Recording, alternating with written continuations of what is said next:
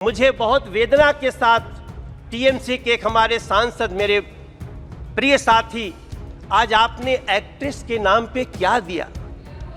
क्या एक महिला को आप देखो, बुरा मत मानना, हाथ जोड़ के आपको ये बात इस तरह से महिलाओं का अपमान नहीं करना चाहिए। कल्याण दादा, नहीं, नहीं करना चाहिए। मैं आपसे प्रार्थना करता हूं, आप कोई एक्ट्रेस को सिर्फ देखने वाली वस्तु महिलाओं को न समझा जाए, हम आपसे प्रार्थना करते हैं। अध्यक्ष जी, मैं एक लाइन के प्लीज, नरेंद्र मोदी जी सरकार को प्लीज, तीसरी बार अगर इस देश की जनता ने चुन के भेजा है,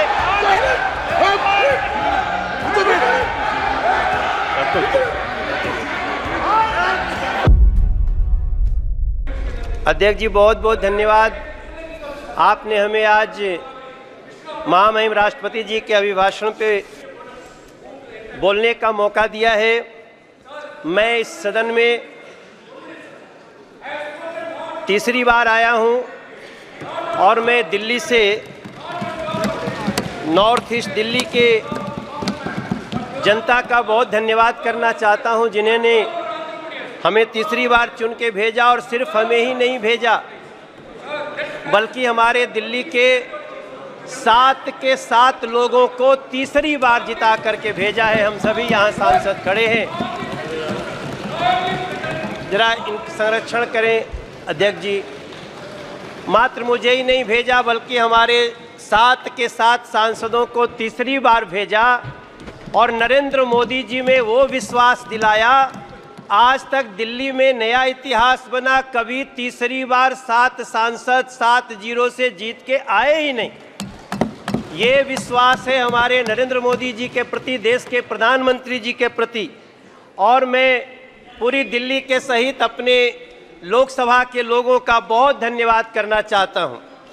माननीय अध्यक्ष जी, हम जब 2014 में आए थे इस सदन में, तब हम एक दूसरी दुनिया से आए थे, और जब हम सदन में घुसने जा रहे थे, जब मेरी नज़र पड़ी कि देश का प्रधानमंत्री बनने जा रहे एक व्यक्ति, जिन सीढ़ियों से लोग चप्पल जूते पहन के जा रहे थे, अचानक हमने देखा वो नरेंद्र मोदी जी उन सीढ़ियों पर माथा रख के झुक गए थे।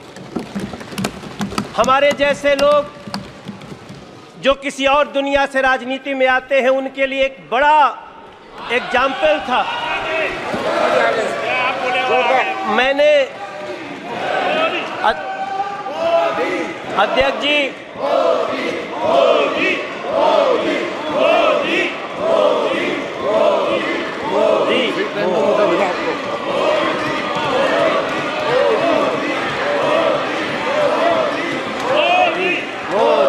मोदी, भारत माता की। अध्यक्ष जी, जब मैं पहली बार यहाँ आया था, तो हमने देखा देश के होने वाले प्रधानमंत्री उन सीढ़ियों पर माथा रख के आगे बढ़ रहे थे। जब हम दूसरी बार, माननीय अध्यक्ष जी, जब हम दूसरी बार 2019 में जब हम संसद में आए, तो हमने देखा देश के प्रधानमंत्री पद पे आ रहे नरेंद्र मोदी जी ने सबसे पहले संविधान को ऐसे माथा झुका करके प्रणाम किया। वो दृश्य हमारे लिए, और मैं समझता हूं मेरे सभी साथियों के लिए, हाथ में संविधान लेना भी ठीक है, लेकिन संविधान लहराना और संविधान की पूजा करना, दोनों में अंतर है। हमने नरेंद्र मोदी जी को संविधान की पूजा करते हुए देखा है। इसलिए मैं बड़े ही विनम्रता से कहना चाहता हूं, राष्ट्रपति जी के अभिभाषण के बाद मैं जब दिल्ली के ही अपनी कुछ बातें करूंगा, दिल्ली के ही सौभाग्य को देखूंगा, कोई द्वारका एक्सप्रेस पे जा कर के गाड़ी चलाता होगा, तब उसको समझ में आता होगा कि सरकार क्या होती है और कैसे लोगों का काम होता है। NH-24 पे जाते होंगे, आज दिल्ली मेरठ तक चली गई है अध्यक्ष जी। आज लोग दिल्ली में मेरठ से काम करने आते हैं और 35 से 40 मिनट में पहुंचते हैं। तब हम सबको गर्व होना चाहिए। हमें गर्व क्यों नहीं होना चाहिए जब हमें पता चलता है कि देश के 4 करोड़ 22 लाख बेघर को पहली बार घर मिल गया। हमें क्यों नहीं गर्व होना चाहिए अध्यक्ष जी जब 12 करोड़ घरों में टॉयलेट बन जाते हो, जब 52 करोड़ में गांव का आदमी हो। अध्यक्ष जी, हमारी माँ पहले एक हमारे गांव में काम करती थी, उनके लिए हमसे एक बार वो 20,000 रुपया मांग के दी थी और एक दिन वही हमारी माई हमसे कहती है, ए मनोज तू जाना तला झुरी तिवारी के मेहरारू के उनके घर मिल गए, मोदी जी घर दिले बाड़े। अध्यक्ष जी, हम जानते हैं कि गांव में घरों में टॉयलेट न होने का क्या दंश होता था। हम लोग साइकिल से जाते थे तो सड़क पे खड़ी महिलाएं खड़ी हो जाती थीं। अगर उस दंश को किसी ने दूर किया, वो नरेंद्र मोदी जी, वो सरकार, हम क्यों न गर्व करें इस पे। 13 करोड़ घरों में नल से जल लगा दिए। हम दिल्ली में पाइप से घरों में गैस जा रही है, पाइप से गैस जा रही है और दिल्ली में एक बैठी हुई आम आदमी पार्टी की सरकार नल से जल तक नहीं दे पाई। हम ये भी दंश इसी दिल्ली में देख रहे हैं। अध्यक्ष जी, कभी भारत मंडपम देखिए। मेरे विपक्ष के भी साथी लोग, आप लोग जाइए, आप जब जाएंगे तो आपको गर्व होगा। आप कभी, हाँ दादा होता है, होगा। आप कभी यशोभूमि को देखिए, आप कभी बाबा साहब भीमराव अंबेडकर स्टडी सेंटर को देखिए।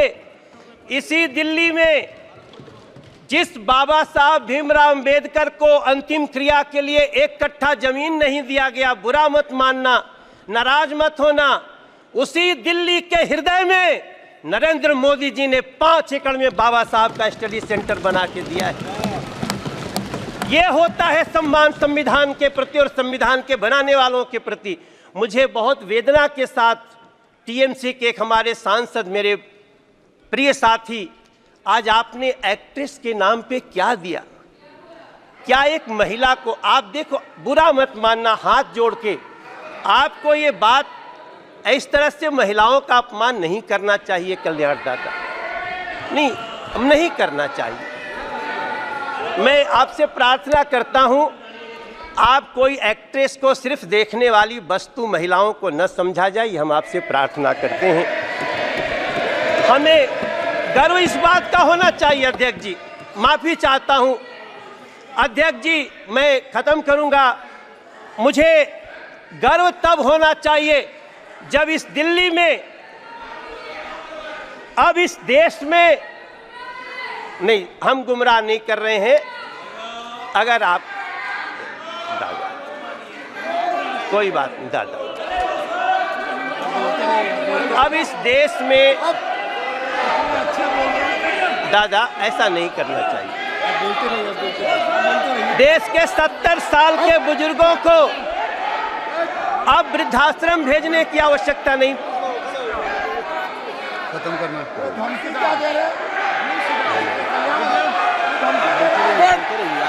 जी अध्यक्ष जी,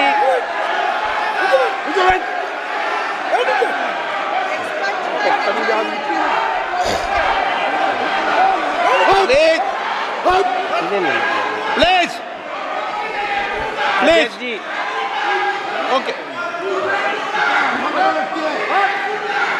प्लीज अध्यक्ष जी, प्लीज प्लीज, नो, अध्यक्ष जी, अध्यक्ष जी, हमको गर्व होता है वंदे भारत जैसी ट्रेन में बैठकर। हमको गर्व होता है जब 70 साल के बुजुर्ग को अब किसी वृद्धाश्रम भेजने की जरूरत नहीं पड़ेगी, हम उसका इलाज कराने के लिए मोदी सरकार खड़ी रहेगी। हमें तब गर्व होता है। अध्यक्ष जी, हमें गर्व होना चाहिए जब भ्रष्टाचारियों पर नकेल हो। इसलिए मैं प्रार्थना करता हूं, अपने सभी साथियों से कि हो सके तो, हाँ गाना तो गाते हैं दादा, हम आप सभी से प्रार्थना कर, अब आज जब यहाँ से हम निकलते हैं तो हमें अपने माँ के नाम से एक पेड़ लगाने का एक अभियान जो शुरू हुआ है उसमें साथ देना चाहिए। चलिए मिलकर के माँ के नाम से एक पेड़ लगाते हैं। दादा माँ के नाम से आप भी लगा दो। कल्याण जी, माँ के नाम से एक पेड़ लगाइए।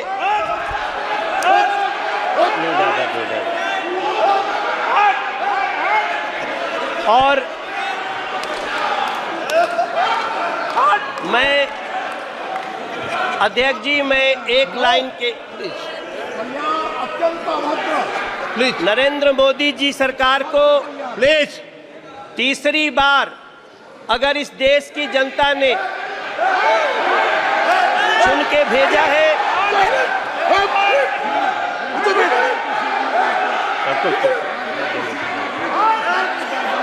अध्यक्ष जी